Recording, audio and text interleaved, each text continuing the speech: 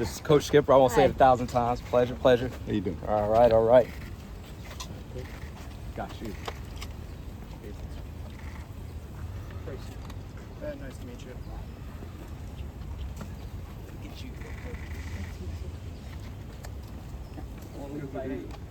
Yeah.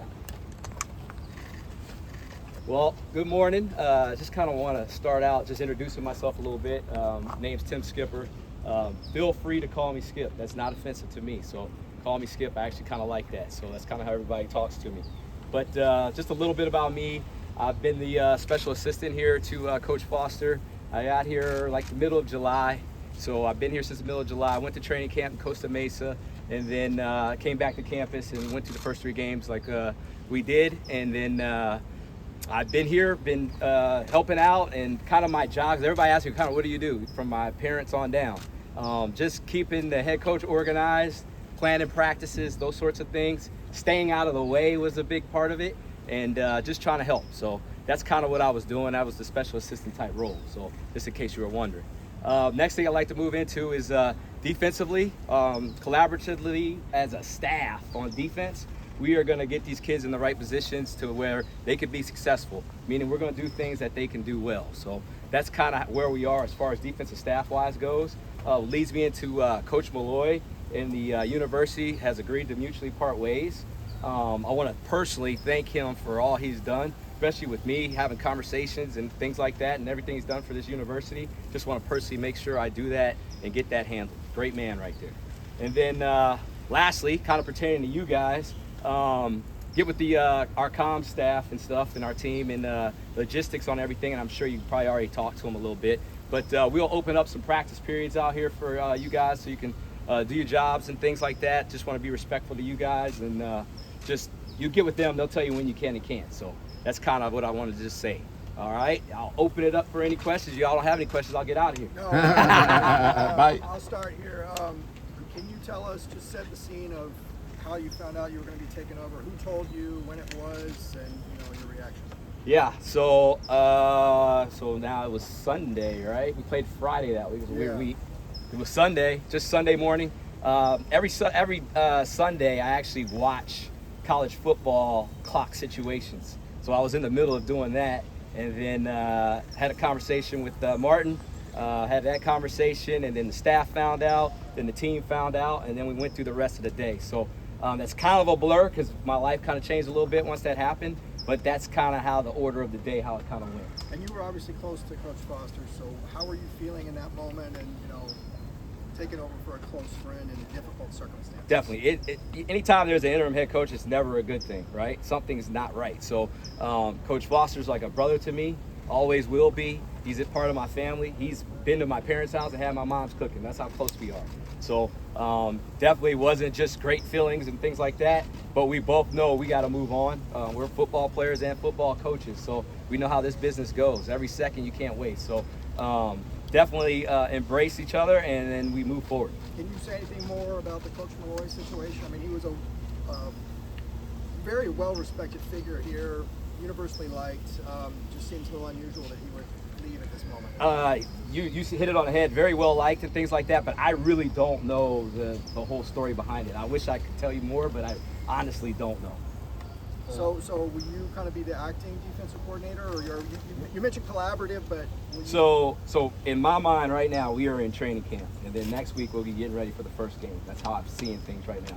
So we are working through stuff right now in training camp in my mind, and then as we get into next week, we'll figure out exactly how we're going to do this thing. Was he the only coach who's departed, Coach Malloy? He's the only staff member to have any announcement to talk about or anything like that right now. Okay, yes, and then sir. player-wise, can you tell us if any players signaled their intentions to either redshirt, hit the transfer portal, and what have those conversations been like? Yeah, unfortunately, that's the state of college football now, right? Once the head coaching change happens, you have that 30-day window and things like that. What I'll say to that is I've had very positive conversations with our guys. There's nothing to announce or report that way. We're going to practice today. The squad's here, the healthy bodies will be out there working, and that's a day-to-day fluid situation. This university, this campus, this coaching staff has a lot to offer to these guys. You remind them of that, and they see it. They see how our energy is every day, and we're just going to take it one day at a time and keep on working. the work never stops. Is the whole roster, do you expect the roster to be here today? Like, the people who were there Friday, you expect them to be here? We've already checked in. We've had a lot going on this morning. Yeah. So, yeah, this is the final piece. Getting to practice, and then it's like, take a deep breath. But we've had breakfast. We've been in there. Guys are doing their hydration testing. There's a lot of stuff going on before we actually hit the field. So I already know that who's here and who's not. Obviously, you have guys that it's a season. We played 3 games that aren't healthy and stuff. They got to do rehab and things like that. But everybody's checked in. Fresno State, you obviously were in similar situations, the interim, had a lot of experience with this. What did you take from that experience that's going to help you here? I think the big thing, this being my second time really doing this, is just having answers to questions. The first time somebody asks you a question, you're like, oh yeah, I guess I have to answer this now.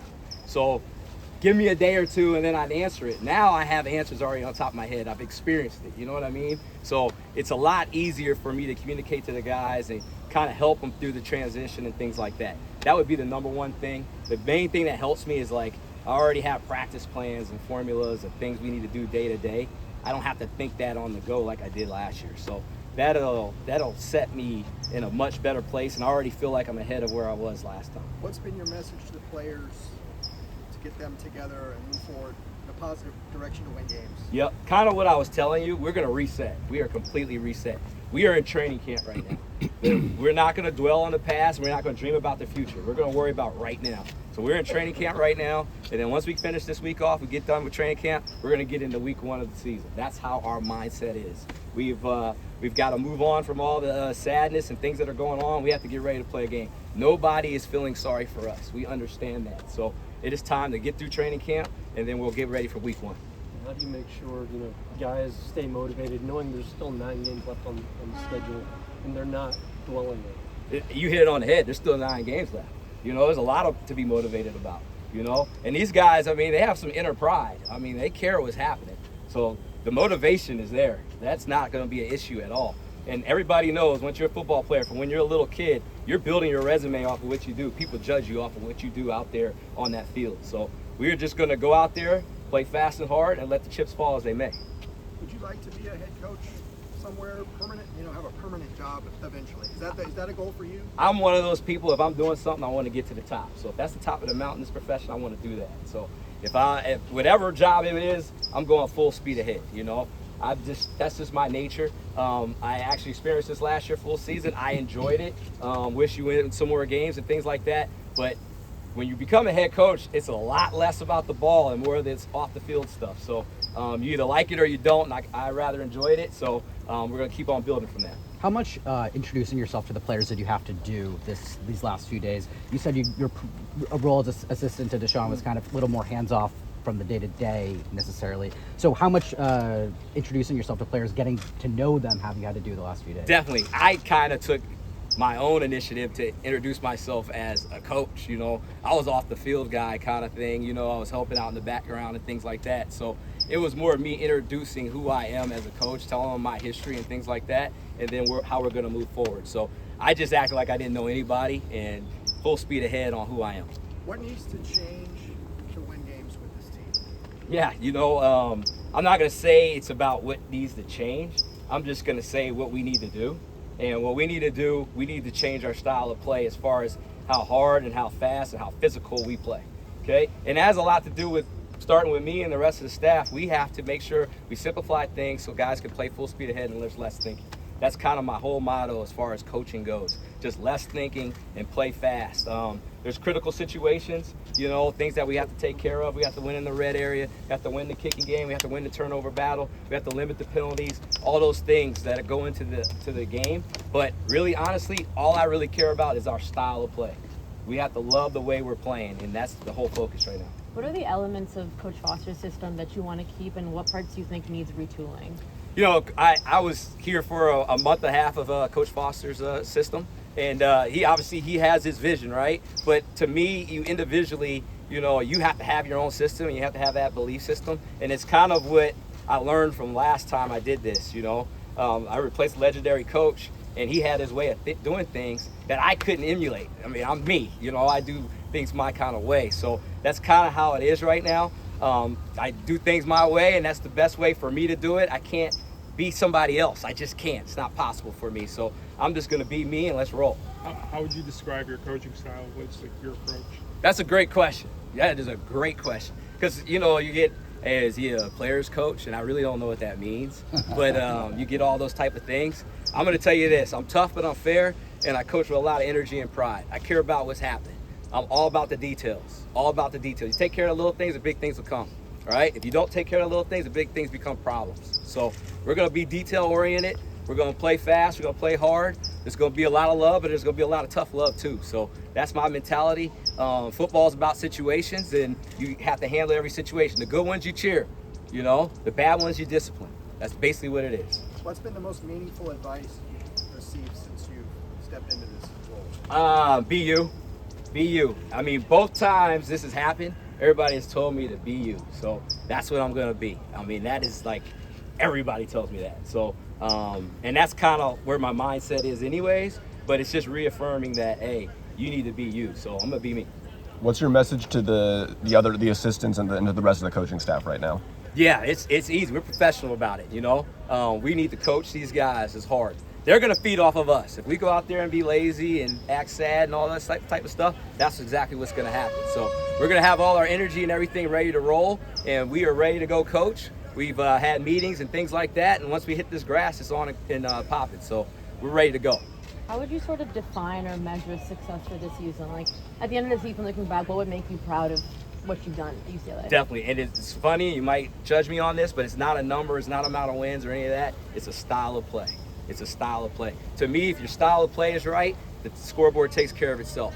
We need to get out there and give a product that everybody's proud of. That's exactly all I'm worried about. And what do you say to fans? Because, you know, the Rose Bowl has been kind of empty recently. What do you say to fans to keep coming out and supporting the players? Keep the faith. Keep the faith. We are working. We are working. We will give you a product to be proud of. That's my number one job. And I'm working at it every day. The players are working at it every day. The practice period's already started. I heard the horn. And we're out here working, ready to go. Keep the faith. We'll give you something to cheer about. That's our job. When it comes to other guys on the coaching staff, is there any of them that you knew well previously before cutting to Westwood? It's a small fraternity of coaches, right?